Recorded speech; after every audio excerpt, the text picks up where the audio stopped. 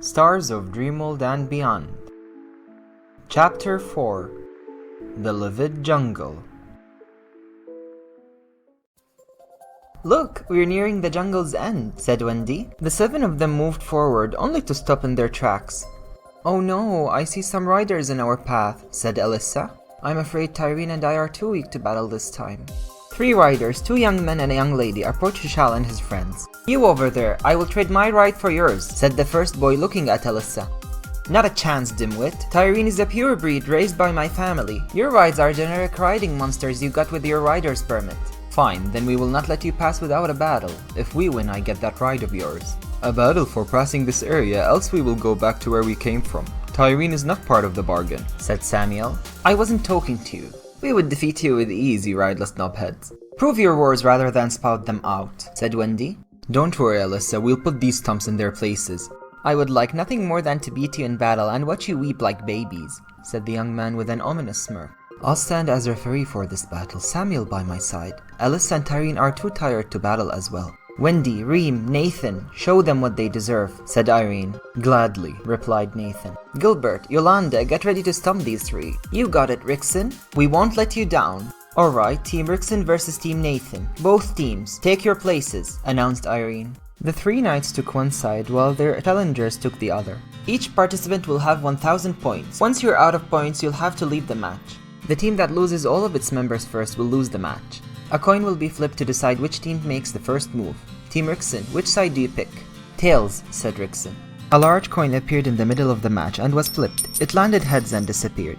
"Team Nathan makes the first move," announced Irene. "Give us your command, Hushal," said Nathan. Hushal's multivice activated, and he took his time reviewing each of the fighters' attacks.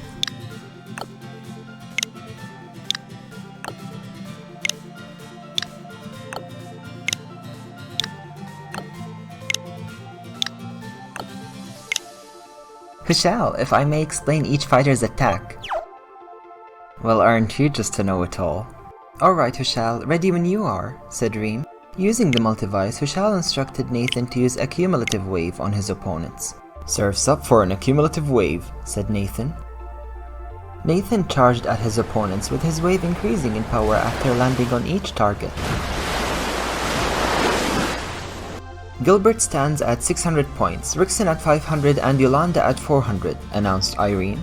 "Team Nathan's turn is over. Time for Team Rickson to make their move." "Go! Laser strikes," said Gilbert. Electricity began gathering in his right snout, only for it to shoot 2 consecutive rays at Nathan. "Nathan lost 600 points and has 400 points left," announced Irene.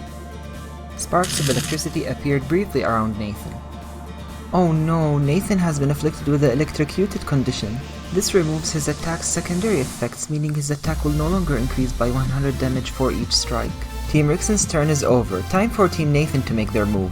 Using the multivice once again, Hushal instructed Wendy to use Whirling Dawn on her opponents. "Whirling Dawn, I see 2 heads coming." 2 coins were flipped in the middle of the battlefield, both landing tails. "What luck," said Alissa. 2 translucent discs appeared in Wendy's hands. She threw both discs at her opponents, which damaged them twice as they looped around them. "All members of Team Rickson lost 400 points, announced Irene. "Gilbert has 200 points remaining, whilst Rickson has 100 points. Yolanda is out of points and is out of the battlefield." "And just like that we're gone," said Yolanda, leaving the battlefield with her ride. Team Nathan's turn is over. Time for Team Rickson to make their move. "Freezing Bite, show them the chills," said Rickson. His ride charged at Wendy. Its fangs became coated in ice as it bit down on Wendy, pushing her backwards. "Wendy lost 600 points and has 400 points remaining," announced Irene.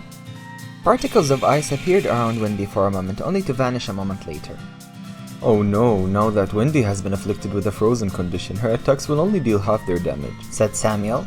Team Rickson's turn is over, and it's Team Nathan's turn to make their move. Using the multivice, Hushal instructed Reem to use Voice of the Morning. "The voice of the morning, ever so hushed yet so very strong," said Reem. She locked her hands and opened her mouth, sending reverberating sound waves into the field. The sound waves intensified around the opponents, damaging them considerably. Gilbert and Rickson lost 400 points and have no points remaining. They are disqualified, announced Irene. Why didn't we win? Said Gilbert, leaving the battlefield with his ride. We lost? How? Said Rickson, leaving the battlefield alongside his ride. Team Rickson are out of eligible fighters. Team Nathan wins the match, announced Irene. We will honor Our Lady till we breathe our last breath, said the three knights before leaving the battlefield. There you have it, we won the match. Now step out of the way, said Alissa. Fine, we're keeping our place though, said Rickson. And why would we want your crummy jungle spot? Said Alissa, placing her palm on her forehead. Hushal and his party moved along and were nearing the hilltop at the end of the jungle. Look! Exclaimed Irene, pointing to the hilltop at the end of the jungle. There was a large beaked creature hovering about. That's a Moenix, said Alissa with an infatuated look. They're so majestic. Come on, let's go, said Nathan. Hushal, said a voice. Poe and Demethan rushed towards them, with Mark and Barry being slightly behind. It's good to see you all in one piece, said Mark. Poe, Demethan, said Alissa, waving at the two. We beat many riders on our way, said Poe. Did you guys put the Moenix as well? Asked Barry. Yes, it hid in the tree over there, said Irene, pointing at a tree slightly beneath the hilltop. Let's go get it. Hushal and his party headed up the hilltop towards the tree Irene mentioned. Now how are we supposed to get that thing down here? Asked Irene. Wendy put her hand up and two discs formed in them. She readied herself to throw them but was stopped by Mark. Wait, he said. He raised his sword and 4 swords made of blue light appeared, hovering around him. As I feared, he said. He moved around the tree to its other side. Come and look for yourselves, he said. It's a mother, said Samuel. There is one missing. 4 swords appeared and all that's in the nest are 2 younglings and their mother. That's because only one youngling survives the Moenix's nest. The younglings compete and push each other out of the nest until only one remains and grows into adulthood, explained Poe. There must be a weak youngling around these parts of the jungle. The poor fella must have been pushed off by his 2 siblings, said Alissa. Mark examined the area for a moment before going behind the tree and coming back a moment later. In his arm a young Moenix. There, little one, he said. It's so cute, said Wendy. Alissa came to Mark's side and examined the youngling. No wonder, the frill on its right neck is completely limp. This hinders its sense of direction. This poor fella might have never been able to fly that much, even if it survived into adulthood, explained Alissa. Samuel stepped in next to the youngling. Not to worry, it will be in good hands, he said, opening a cork and rubbing a small portion of its contents on the youngling. This will soothe it and put it in hibernation. We'll take very good care of it once we get to Heavenia and Dreamworld. Are you going to leave now? Asked Poe. I'm afraid we have to. You are more than welcome to visit us in Dreamworld, said Mark. I'm sure Hushal will be more than happy to call for your aid from time to time. You are always welcome to visit us in Heavenia as well, said Barry. Hushal and his party headed back to the jungle's entrance, but before arriving at the entrance, Mark stopped Hushal and the two slowed down. Hushal, I never had the chance to elaborate on our current mission. Our Lady informed us of a very peculiar activity occurring in the other worlds. We don't know what exactly it is, but it undoubtedly brings bad omen.